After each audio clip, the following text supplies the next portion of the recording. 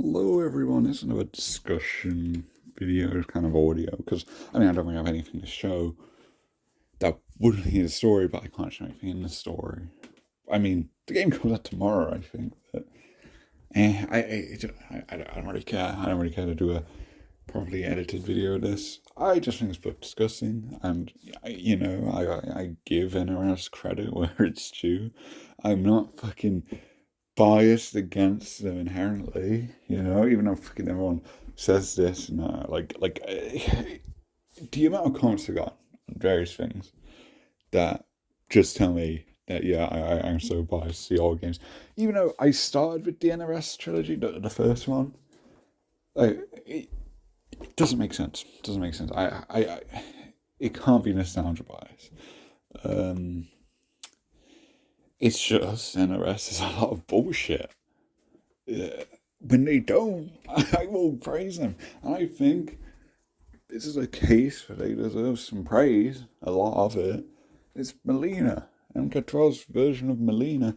This is probably the biggest glow up any character has gotten in the franchise. I think. In modern times, absolutely. It is genuinely surprising. I did not expect this at all.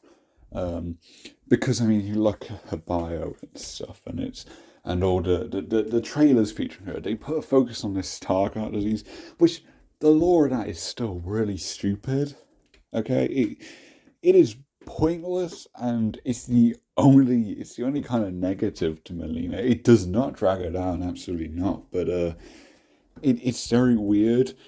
How Tarkart affects her is different to the actual Tarkartans, where she'll just have periods where it affects her, and it ends. She'd be injected with whatever cure Shang had, but it seemed temporary. And then, by her chapter, she just randomly stops being affected by it. Just goes between it at random times. So, yeah, very inconsistent in how that works, and honestly unnecessary. You could have kept the Tarkart and Lord the exact same, because Mileena is not like them. Because the trailers, it made it seem like the Tarkarts were going back to this disease turns regular people into these bloodthirsty monsters. They literally say that. But that's just not true. At least not in the regular Tarkartans cases. They just seem like regular people who just have physical deformities.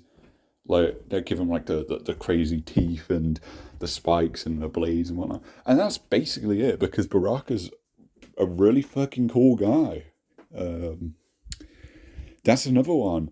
I wouldn't say this is a crazy huge glow up. This is just an expansion of what MK11 showed Baraka can be. And despite the lore changes, I think Baraka's done very well, especially in characterization. Gets his own chapter. He is fantastic.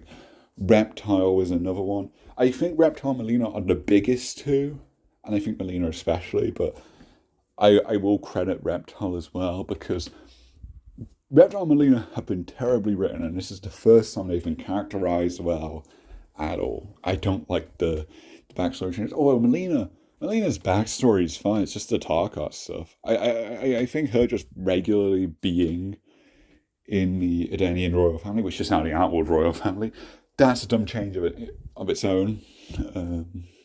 But regardless, I think that's fine, because changes that actually make sense to the backstories in this time are the ones that come from villain associated stuff. It makes sense why Liu Kang would change the past of villains so that they don't become villains again, or they're just less big of a threat or whatever. That makes sense. All the other details changing doesn't. Details that change as a result of the villains being different, domino effect, butterfly effect, or whatever the hell it is, that's fine, I think. But then you've got stuff like certain realms don't exist anymore. They're just part of Outworld or whatever. Or the Tarkar's just not naturally existing. Stuff like that is really ridiculous, and there's no explanation for it. Which is why I still think they count as retcons. I think people need to separate that. They need to separate the lore changes that actually have actual continuity reason to be changed, and then the changes that are just changed for the sake of it. And while Mileena is, of course, involved in change for the sake of it, Reptile too. Reptile's backstory is lame as fuck, honestly. But they're affected by it, their story role and the characterization. It far exceeds it when you look at it in a story mode. Because, a lot of the bios, a lot of the backstories don't matter at all. They're really minor. Some, it's just not even mentioned. It's weird. It really is. They could have just been a lot more faithful to the original lore for a lot of these characters. But yeah, the disease with Mileena just kind of makes her a bit feral. It turns her personality basically into old Mileena. I think she has like the old voice. I don't know who voices her. Her voice is very good when it's not the dark art and form thing, but I think this is a gimmick. I kind of like it. I don't like how it comes back from the disease thing. Again, I feel like because you have Titan Shang as the main villain, and, he's trying to do a deadly alliance, he's trying to get them to become powerful sorcerers, he could probably tell this timeline Shang about how, because the flesh pits are back, and presumably like Titan Shang mentioned about how he do all the experiments, and maybe that inspires regular Shang to do his own. And he also tells him about how like he made clones in Tarkatan DNA, which he does stuff with Tarkatans. So you'd think it'd be Shang who causes Mileena to get the disease, trying to get her as like basically a weapon for his own use, but like the old times.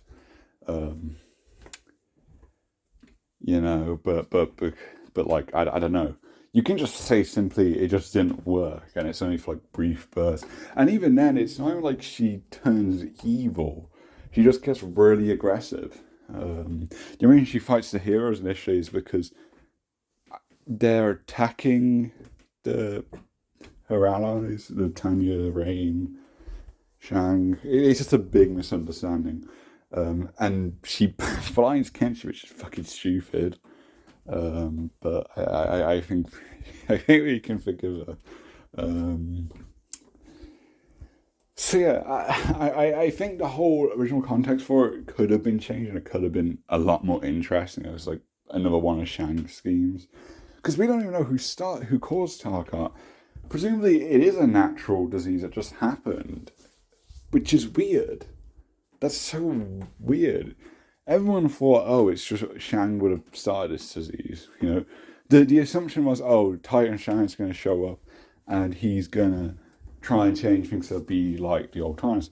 They don't really do that, which is odd, and it feels like a missed opportunity.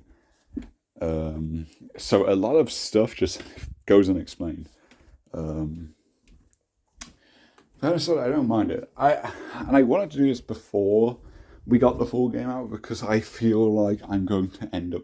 I'm trying to avoid them this time around, because they're pointless, they're terribly written, they're rushed, they feel unnatural, they try to be funny, but they never are. And that's intro dialogues. Intro dialogue, Mileena, from the one we saw in the gameplay video, seems to be evil Mileena, or at least Mileena under the Tarkat disease. So in the intro dialogue, she's going to be characterized more like the same old Mileena, which I hate. I really do. Before this game, Mileena was one of my least favorite characters. I thought she was terrible. She was a terrible villain, terrible characterization, just not a fan. I think she was a fantastic concept, and we're finally seeing the concept explored. This is what many of us have been waiting for a long time, and it is very well done, I'd say. Surprisingly well done. Not perfect. Again, the Tarkats are kind of dumb, but that aside, it's pretty well done.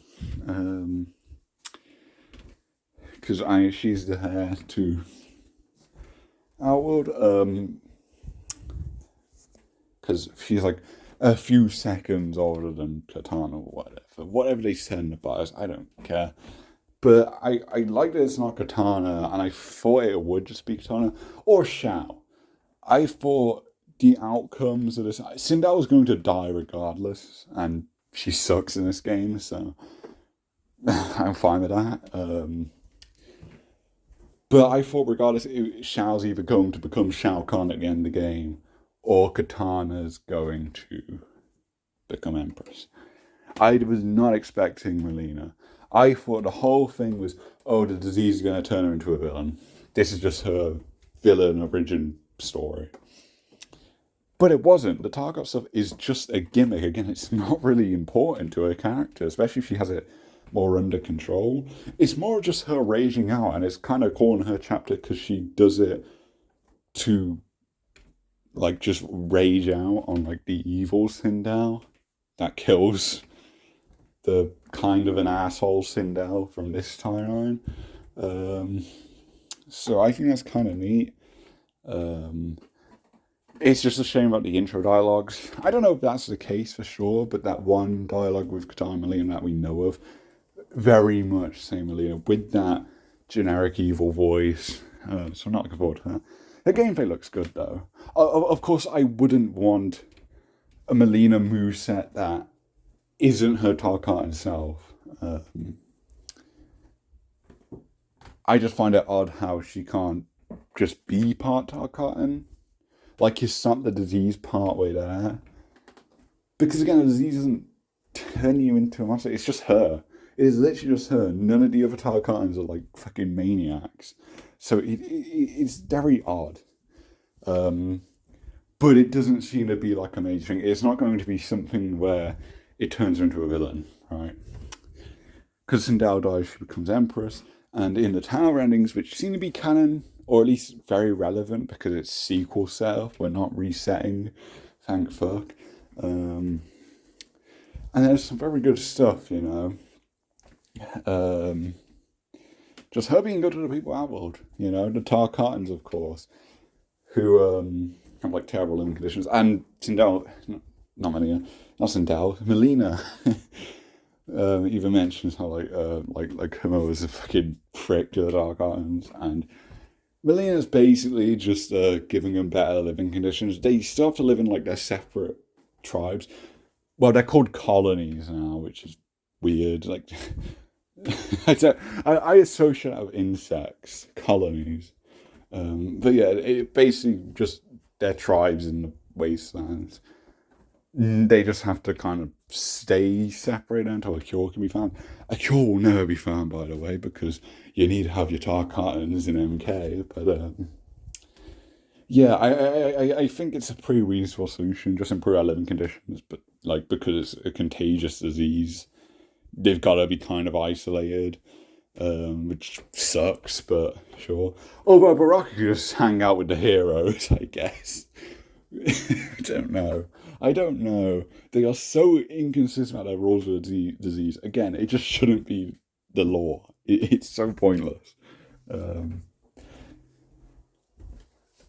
yeah, I mean, like Baraka's ending is an tie into that where Reptile helps arrange a meeting because Mileena offers Reptile like a ambassador role. I can't remember the specific title he has. But yeah, he goes to like visit his people and they actually accept him now. So that's cool. So yeah, it's just good stuff. The Umgadi is another one that is a very shady group that would abduct children to make them warrior priestesses or whatever. Again, Sindel seemed like a shit person, like a shit ruler. And that she was just very oblivious. I don't know. But like Tanya's ending is basically saying up for a reformed version of him, which sure, I do not count the Umgadi, and I know most don't. I have not seen anyone give a toss about the Umgadi. Not one person. It's just lame. But moving forward, if it is just like a Empress like protection group, no shady stuff behind recruitment, then I'm cool with that. Because they're weirdly aware of Sindel being like this shitty ruler, being kind of an asshole, and I don't get why they characterize her like that. They kind of went in between of her being good and bad, and I just think that's stupid. Um, and of course, you have Jared Ermac and Katana who will be helping support Mileena and stuff, and Tanya, of course. Um, it's just very nice. It's very cool. Um, I'm just surprised to see it all. And it's the one thing I'm anticipating for the sequel. I want to see more of this Mileena as Empress. Her chapter's pretty cool. She gets a big role. Katana doesn't even get a chapter. And Katana's not even like a cameo one because you kind of have duo chapters in the sense that you'll have like an assist with you the whole chapter. Melina's is Tanya, which is nice. You get a lot of moments between the two, and they're all great. The unfortunate part is their relationship is kind of left quite subtle. And by that I mean that there's no like open kissing and like they don't say "I love you" to each other and whatnot. They leave it vague enough that they can pass it off as they're just really really close friends. Of course, the intent is they're a couple, of course, but they're still not open. There's still not any openness about it. The closest thing is like one chapter, like they're very openly flirting, and that's about it. It's nice. There just should be more, and it's a real piss because this is the only romance in the story. I'm very glad they didn't try pulling a random new ship out their ass because the last one was fucking Kotal with X Jade. What a terrible pairing that was. No one likes that. But yeah, like the only other time you see it is like the Katana from presumably the MK11 timeline. I don't know. Liu Kang brings her in at some point, and they just immediately snog. They're just immediately making out, and like that's a big fucking middle finger. You've had this you have this lesbian ship, this lesbian romance going on in your story, and they don't get that throughout the entire game. Yet, like Liu Kang's timeline Katana shows up for like 1 minute, and they're just fucking making out. Like, okay, sure. That's yeah, it's pretty good. She and Tanya beat the Deadly Alliance of like this timeline before Titan Shang shows up, so it's kind of the end of that act.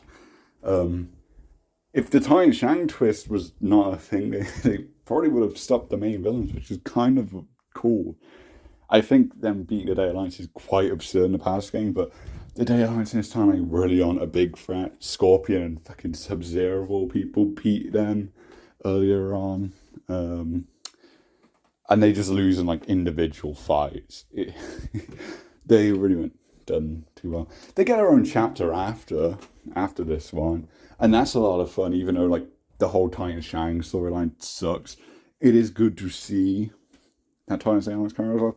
Because honestly, I think the Deadly Alliance of Lu's timeline, not the Titan shit, ignore that because that's not done well. That's very rushed. Titan Quan Chi shows up at the final scene, and he's half of the main boss, and we know nothing about him. So that's really bad.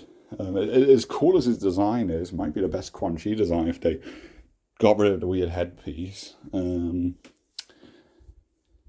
It's the ones at that time they're characterized well, and their goals is just like Day Alliance, where they're trying to revive this undead army. The only problem with that is the army is not an Argus army. It's some random other ancient emperor that I can't remember the name of. Even though there's the Chinook Summit in the background, like it's clearly meant to be the Lost Tomb. They are really dodging doing an Arga. Just you don't even need to do an Arga. You just mention him in his army. What a weird thing to ignore. I assume they have plans for him, but I don't fucking know. I really don't. But yeah, they are cool. They don't feel like a threat ever. And their new law's kind of odd, but at least there's a reason why their law's different. Quan Chi especially, because he's like an outworlder now, and he's not inherently pasty, which is really unnecessary. Like he's made pale by like one of the souls, and I don't know what the context for that is. As he tries to make it a soulnado, and like one of the souls like grabs him and like turns his skin pasty white. Like what? Just have him pasty white from the start then, because either way it's not going to be explained. Because that doesn't explain anything. And more questions than answers. What a very dumb thing to do. Like, did we really need some like fucking origin story for Quan Chi's pasty skin? No, we fucking didn't. I digress. But I figured I'd talk about the Daylines as well, because those are two that I think are actually well done. In the meantime, they are the best villains of the modern era, right? They're still not great, but they're characterized really well.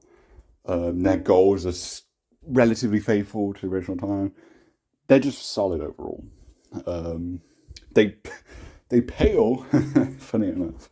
I did not intend for that fucking fun, but yeah, they are not on the level. They pale in comparison to the original Deadly Alliance, of course, but they're fun. Definitely the best in the modern era, and by modern era I mean anything from MK9 onwards. MK versus DC as well. Let's be honest. Darkon is not good. So yeah, you want to give me some more? If you wanted to give some other characters some credit, I can give them some credit. It makes sense that they're the final villains. That's what I was saying they should have done. But yeah, they fucking botched it towards the end, didn't they? Anyone else I feel got kind of a treatment like Mileena. I mean, I would say their lines got a treatment because it's not really a glow up for him. I mean, for Shang it is, because it's probably the best Shang since Deception, let's be honest. In terms of like characterization and story role, Quan Chi's just always Quan Chi. He's always fucking banger villain. Even if his story role sucks or he's not focused on nearly as much as Shang. Reptile, of course, the other biggest glow, I think. And by that I mean just from a story.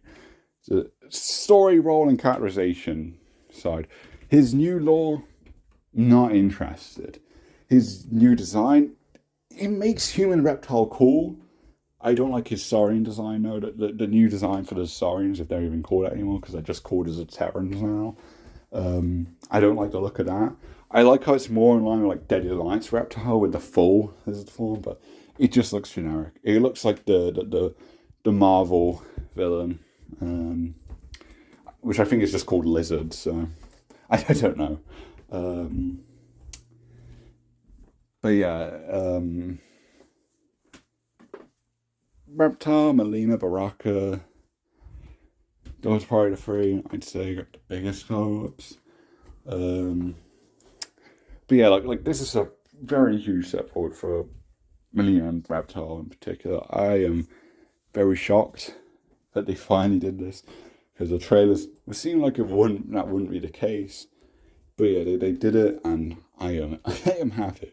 And I will give them a lot of praise, because I think this Mileena glow is a very good job. This is probably their best writing, despite the Tarkat disease. So just getting Hero Mileena finally, and her getting to be Empress, and getting to see her helping all the communities outward, that's fantastic. Because I mean, Mileena was always seemingly very good to the people of Outward, like as a brief time as Empress MKX. She's been Empress like 3 times now. The original timeline, Mileena, I don't even know why she wanted to be Empress, so ignore that. But like MKX added a bit of depth because she wants to like restore it. It established a romance between her and Tanya. Of course, she's good to the Tarkans who were being threatened by fucking Kotal, who ends up genociding them. Like Mileena was just a much better option for Empress than Kotal, even though Mileena's still like a villain in that timeline. She doesn't necessarily feel like it in X though. They just kind of randomly dump like villainous things she does off screen. Chronic is kind of the same. I mean, Chronica trying to reset time, not a good thing, but Liu Kang does it too, so... I always thought in 11's story the whole point was to stop Chronic from resetting, not to reset it themselves. It's fucking weird. I digress. Oh yeah, Mileena's cool. Mileena's cool. I'm very happy because she was a character who, because of annoying fucking Twitter stands, is going to be a mainstay now. I think that's pretty undisputed. Even Ed Boon said, it was Scorpion, Sub-Zero, Raiden, Liu Kang, Katana, and Mileena, who they will have as a guaranteed character in all the games coming forward. No Johnny in that list, which I'm okay with. I do like Johnny in this game, actually. There's another video talking about, like, the difference in Johnny. Although the problem is, I think I am in the fucking minority with that, because people, for whatever reason, think NRS Johnny was funny before this game. Because this game makes Johnny, like young Johnny, actually likable. Not perfect, not great, but he's good. And I like him, and I'm okay with if he returns. Never gets his weird green energy powers, though. That's a weird thing to have him not have. Maybe his ending he gets it. Maybe that's it. We haven't seen all the endings yet. But yeah, I know enough topic again. Before I ramble even more, I'm going to end this video here. So yeah, just very impressed with what they did with Mileena. And if she is a mainstay going forward, which she no doubt will be, I'm okay with it now. If we're going off of this Mileena, I am 100% up for that. Because we are finally doing something with her of note. And I really like it. So thanks for watching. See ya.